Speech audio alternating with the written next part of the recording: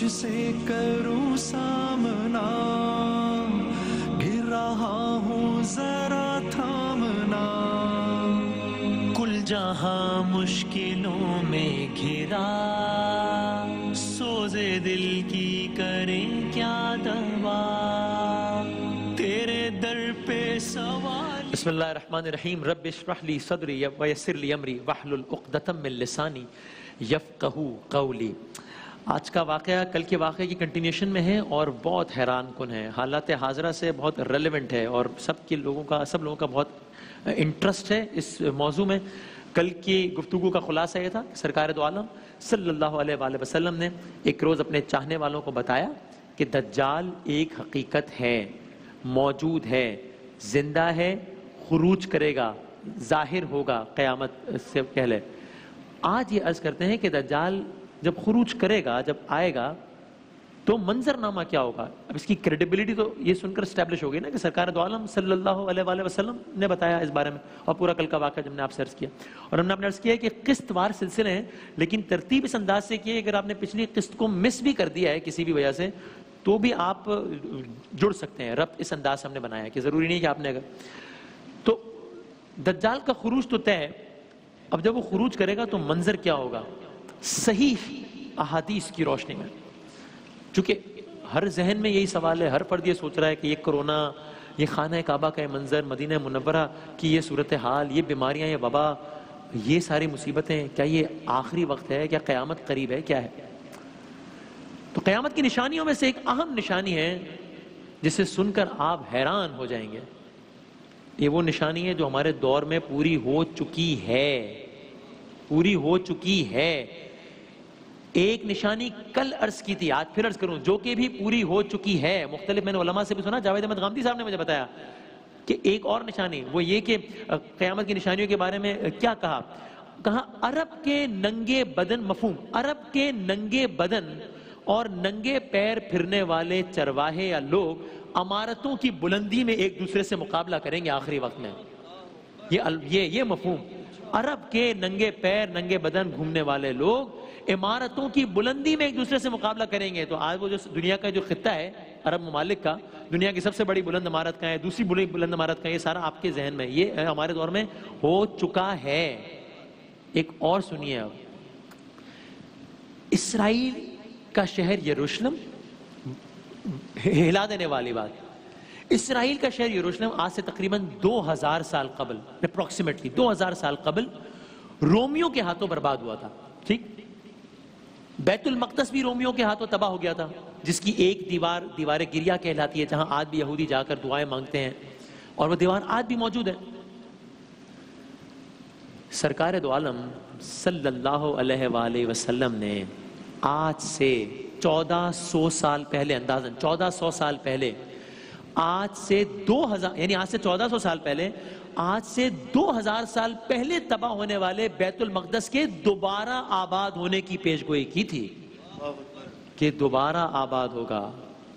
صحیح، پھر کہہ رہا ہوں، صحیح حدیث کا مفہوم سن لیجئے، کہا، سنیے اور حیران ہوئیے، کہا بیت المقدس کا آباد ہونا، کہا ایک تو کہا بیت المقدس پھر سے آباد ہوگا جو اس وقت ویران ہوا تھا 2000 سال پہلے، بیت المقدس پھر آباد ہوگا، پھر آباد ہوگا، اور آگے سنیے، کہا بیت المقدس کا آباد ہونا مدینے کے ویران ہونے کا سبب بنے گا۔ صحیح حدیث، بیت المقدس کا آباد ہونا مدینے کے ویران ہونے کا سبب بنے گا۔ آگے کہا مدینے کا ویران ہونا جنگ عظیم کا سبب بنے گا۔ اب میں کوئی عالم نہیں ہوں، اس لیے میں اس کی فائنالٹی کے بارے میں تو میں کچھ نہیں کہہ سکتا، میں تو جو علماء سے سنا ہے کتابوں میں لکھا پڑھ سکتا ہوں، میں صرف آپ کو اپنی ذاتی نوعیت کا ایک واقعہ سنا رہا ہوں جو کہ آج سے 6 دن پہلے کا یا 7 دن پہلے کا ہے، جب پچھلے ہفتے میں اپنا پروگرام 11 تار کا آغاز کر رہا تھا، اور اس وقت یہ خبر آئی، ایسی خبر آئی کہ جو کہ اس سے 10 دن پہلے اگر کوئی کہتا تو سب ہنستے، کہتے کیا مذاق کر رہے ہیں۔ وہ خبر یہ تھی کہ تیل جس کے پیچھے دنیا کے سارے ممالک لڑتے رہے ہیں، جنگیں ہوتی رہی ہیں، لاکھوں لوگوں کو مارتے رہے ہیں، اکانومیز تباہ و برباد ہوتی رہی ہیں، وہ تیل مائنس میں فروخت فروخت ہونے لگا، وہ تیل زیرو میں نہیں مائنس میں فروخت ہونے لگا. یہ ایسی خبر تھی کہ جو بات اگر میں 10 دن پہلے کرتا کہ جناب تیل مفت میں اویلیبل ہے لیکن کوئی لینے والا نہیں ہے تو سب ہنستے کہ آپ کیا مذاق کر رہے ہیں. یہ ہوا 7 دن پہلے ہوا. جس دن یہ ہوا اس پروگرام سے پہلے میری ایک اکانومسٹ سے بات ہوئی، اس کا تجزیہ یہ تھا، اس نے مجھ سے کہا، تجزیہ غلط بھی ہو سکتا ہے صحیح بھی ہو سکتا ہے، کہا وسیم بھائی مجھے لگتا ہے یہ ایک نئی جنگ کی بنیاد ہے جو کہ آج پڑ گئی ہے، اب آگے جنگ ہونی ہے اور اس کی بنیاد آج پڑ گئی ہے. انہوں نے اس کی تفصیلات بتائیں کہ ویسا کیوں سمجھتے ہیں. دو امریکہ کے معاملات، چائنا کے معاملات، ظاہر اس میں جانے کا وقت نہیں ہے. بیت المقدس آباد ہوگا. بیت المقدس کا آباد ہونا مدینے کے ویران ہونے کا سبب بنے گا. صحیح حدیث، مدینے کا ویران ہونا جنگ عظیم کا سبب بنے گا. جنگ عظیم قسطنطنیہ کی فتح، ترکی کا شہر قسطنطنیہ کی فتح کا سبب بنے گا، اور قسطنطنیہ کی فتح دجال کے خروج کا سبب بنے گا. اس ترتیب سے باتیں بتائی. اب حیرت انگیز طور پہ میرے آپ کے دور میں آج کم و بیش 2000 سال بعد اسرائیل نامی ملک دوبارہ قائم کیا گیا ہے، باقاعدہ آباد کاری کی گئی ہے. جانتے ہیں آپ یہ سب، یہ ہو چکا ہے. اور آگے جو فرمایا اللہ اکبر، بیت المقدس کا آباد ہونا مدینے کے ویران ہونے کا سبب بنے گا. آج جو صورتحال ہے، اور ظاہر ہے جب بھی میں کہتا ہوں لفظ ویران تو میں کہتا ہوں یہ ظاہری طور پر ہم بات کر رہے ہیں، ورنہ یہ جنگیں اتنی مقدس ہے کہ میری اور آپ کی جانے کی وجہ سے رونقوں کی محتاج نہیں ہے. یہ ایسا نہیں ہے کہ جناب ہم نہیں جا رہے تو ویران ہو گیا، نہیں نہیں نہیں، وہاں تو طواف بھی جاری ہے، وہاں زیارتیں بھی جاری ہیں. میرا تو یہ ایمان ہے بھائی. تو یہ میری مجھ جیسے گناہگار اور ہم جیسے لاکھوں گناہگاروں کے جانے کی وجہ سے اس کی ویرانی ہونے یا نہ ہونے کا تعلق نہیں ہے، یہ ہم ظاہری اعتبار سے کہہ رہے ہیں.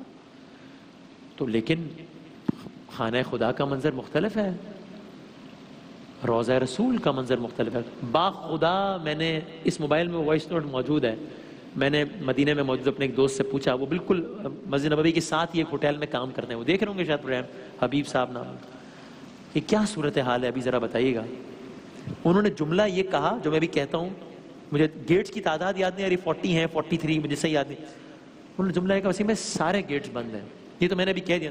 یہ جملہ اس شخص نے جس انداز سے سسکتے ہوئے اور بلکتے ہوئے کہا ہے نا، میں آپ کو بتا نہیں سکتا، کہ جیسے کوئی بچہ نہیں رو رہا ہوتا کہ سب وسیم میں سب بند ہو گیا ہے. باخدا منظر مختلف ہے. حدیث کے مطابق اس کے بعد ایک عظیم جنگ ہوگی، جس طرح کہا کہ بیت المقدس کا آباد ہونا، مدینے کا ویران ہونا، پھر عظیم جنگ ہوگی، اس میں ترکی کا اہم کردار ہوگا، اور اسی جنگ کے بعد دجال کا ظہور ہوگا. دجال کا ظہور ہوگا یعنی خروج ہوگا، ظاہر ہوگا. اب ہم نے کل حدیث میں سنا تھا کہ سرکار دو عالم صلی اللہ علیہ وآلہ وسلم نے فرمایا کہ دجال مشرق کی طرف اشارہ کیا، مشرق کی جانب کسی جزیرے میں ہے، موجود ہے، اللہ کی جانب سے قید ہے. اسی طرح سرکار دو عالم صلی اللہ علیہ وآلہ وسلم نے فرمایا کہ قسطنطنیہ جب فتح ہوگا، پھر آپ کہتے ہیں بیت المقدس آباد، مدینہ ویران، جنگ عظیم، قسطنطنیہ فتح. قسطنطنیہ جب فتح ہوگا تو اس کے صرف 7 ماہ کے اندر دجال ظاہر ہو جائے گا. 7 months، 7 ماہ کے اندر دجال ظاہر ہو جائے گا. آپ جانتے ہیں قسطنطنیہ ترکی کا شہر ہے. کل بھی عرض کی تھی کہ سرکار دو عالم نے کہا قیامت کی نشانیاں جب ایک نشانی ظاہر ہو جائے گی، مفہوم ہے مطلب روایتوں میں، کہ تو باقی نشانیاں ایسے یکا یک آنا شروع ہو جائیں گی جیسے تسبیح کا ایک دانہ گرتا ہے اور باقی دانے گرتے چلے جاتے ہیں، آتے چلے جاتے ہیں. اور اسی طرح قیامت کی نشانیوں میں سے ایک یہ بھی بتائی گئی کہ حج رک جائے گا. حج رک جائے گا. اچھا اب دجال، اب یہ دجال کا فتنہ کتنا بڑا فتنہ ہے. اس کا اندازہ کرنے کے لیے آپ سے بھی سنیے سرکار دو عالم صلی اللہ علیہ وآلہ وسلم کی حدیث کا مفہوم. بھائی یہ اس سے زیادہ مستند حوالہ تو کوئی نہیں ہے نا. کتنا بڑا فتنہ ہوگا سن لیجئے. سرکار فرماتے ہیں آدم علیہ السلام سے لے کر اب تک جتنے بڑے بڑے واقعات ہوئے دنیا میں، آدم علیہ السلام سے لے کے اب تک جتنے بڑے بڑے فتنے واقع ہوئے دنیا، بھائی پوری دنیا کی بات ہو رہی ہے، ہزاروں سال پہلے کی بات ہو رہی ہے. کون سا فتنہ ہے جو نہیں ہوا ہوگا؟ بھائی نے بھائی کو مارا ہوگا، قومیں قتل ہوئی، کیمیکل ویپنز پھینکے گئے، بچوں کو مارا گیا، گلے کاٹے گئے. کیا ظلم ہے جو نہیں ہوا؟ کیا فتنہ ہے جو برپا نہیں ہوا؟ سرکار کہتے ہیں آدم علیہ السلام سے لے کر آج تک اب تک جتنے بڑے واقعات اور فتنے برپا ہوئے، دجال سے بڑا فتنہ کوئی نہیں ہوگا. اتنا بڑا فتنہ، اس کی آپ میگنیمٹی کا، اس کے والیوم کا تو اندازہ کیجئے. اتنا بڑا فتنہ، یعنی یہ کوئی خطیب نہیں ہے جو جوش خطابت میں کہہ دے کہ بھائی سارے فتنے ایک طرف اور یہ فتنہ ہے. نہیں بھائی، یہ فرما رہے ہیں.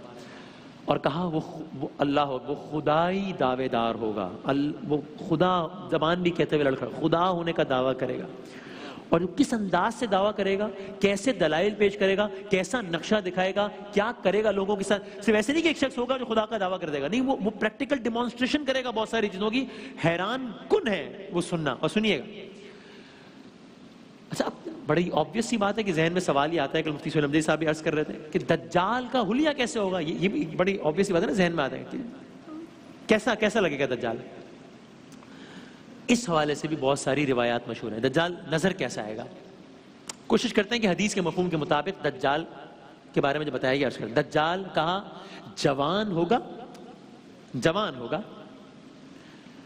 بال گھنگریالے ہوں گے، اور سب سے اہم نشانی اس کی یہ بتائی کہ اس کی الٹی آنکھ. ظاہر ہے بہت ساری روایات ہیں، ہم نے سب کا مجموعہ کیا ہے جتنا بتانے میں گنجائش تھی. سب سے اہم نشانی یہ کہ اس کی الٹی آنکھ کانی ہوگی، اور اس کی آنکھ انگور کی طرح باہر نکلی ہوئی ہوگی. ماتھے پر ظاہر کم و بیش یہی روایت، ماتھے پر یعنی الٹی آنکھ کانی ہوگی، آنکھ انگور کی طرح ہوگی، ماتھے پر کاف فے رے تحریر، کاف فے رے کافر. جسمانی طور پر بڑا لہیم شہیم ہوگا. کل بھی عرض کیا، جسمانی طور پر بڑا لہیم شہیم ہوگا.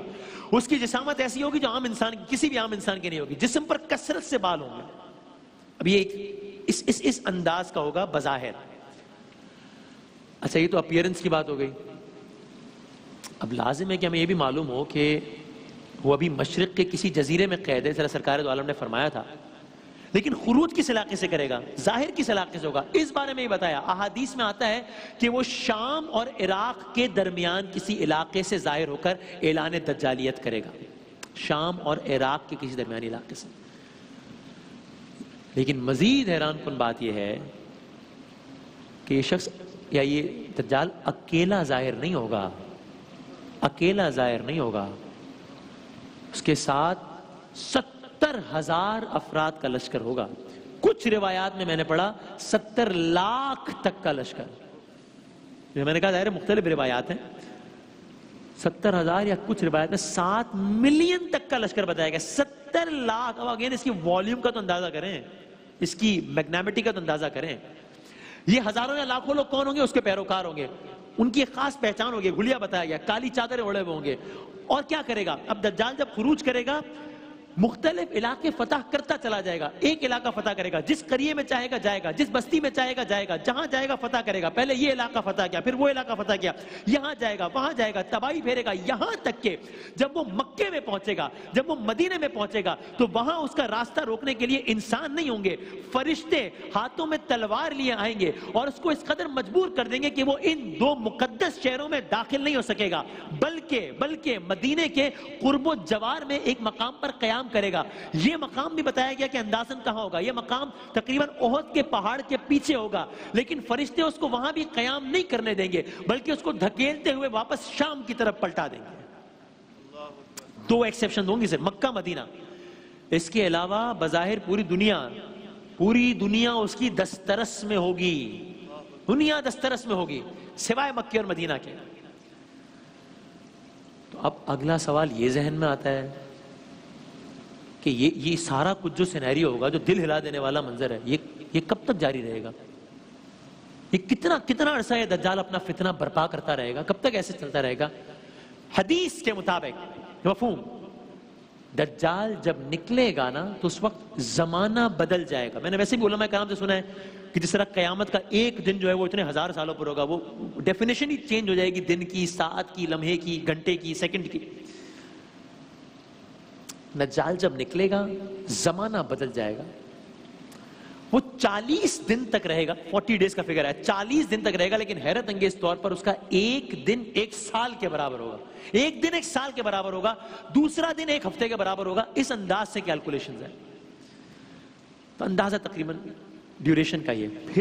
پھر اس کو حاصل اختیارات کے مطابق، اب آپ ظاہر ہے جو کچھ ہوتا ہے خداوند تعالیٰ نہ چاہے تو ظاہر ہے کچھ بھی نہیں ہو سکتا ہے. تو ہمارا ایمان عقیدہ ہے، کہنے کی بات ہی نہیں ہے.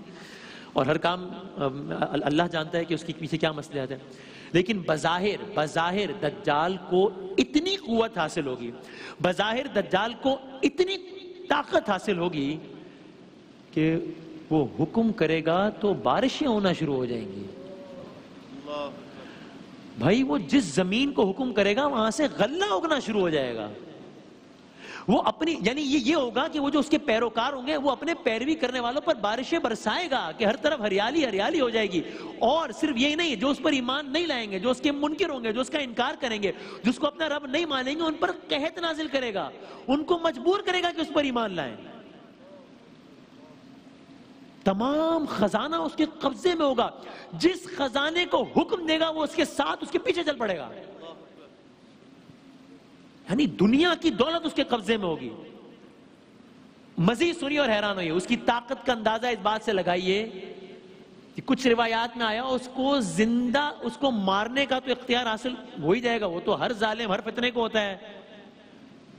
کہا اس کو زندہ کرنے کا اختیار حاصل ہو جائے گا, زندہ کرنے کا اختیار حاصل ہو جائے گا مارنے کے ساتھ ساتھ. اور بس وقت بتانے ختم ہو رہا ہے تو میں آج کی گفتگو صرف یہاں پہ تمام کروں.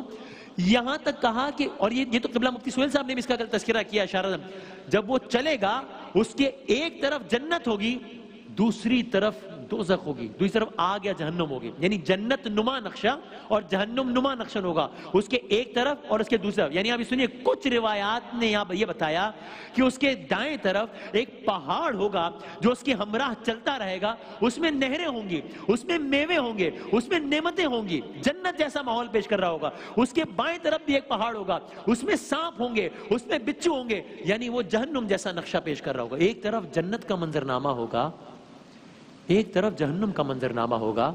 دجال چل رہا ہوگا, فوج کی تعداد 70,000 یا 70 لاکھ ہوگی, دنیا میں ایک فتنہ برپا ہوگا, قتل عام کی صورتحال ہوگی, لوگ خوف و ہراس میں مبتلا ہوں گے. وہ جہاں چاہے گا, جس شہر میں جب چاہے گا چلا جائے گا, اس کو فتح کر لے گا. مکہ ایک ایکسیپشن ہوگا, مدینہ ایک ایکسیپشن ہوگا. اور ایسے میں صورتحال چلتی رہے گی, چلتی رہے گی, چلتی رہے گی. مگر کب تک؟ پھر کیا ہوگا, اس کا انجام کیا ہوگا؟ دجال کے راستے میں کیا کچھ واقعات بھی پیش آئیں گے؟ کیا احادیث میں اس حوالے سے بھی کچھ ہے کیا؟